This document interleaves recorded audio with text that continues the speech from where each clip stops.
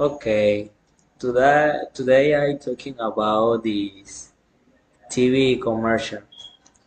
Okay, and in my TV commercial, Nike say you can't stop use. The first point, introduction. I saw a commercial for Nike called "You Can't Stop Use," which I watched on YouTube. It was released in 2020 and promote Nike sportwear. It is about the power of sport to unite people from all over the world.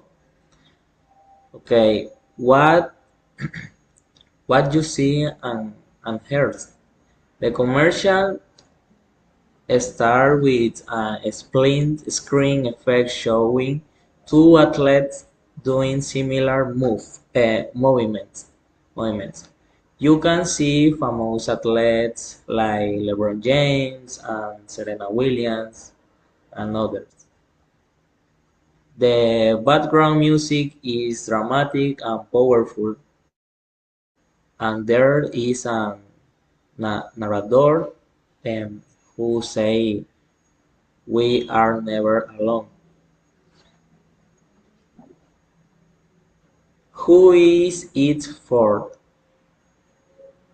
Is a clearly made for young people and sports fans because it uses fast editing and energy music.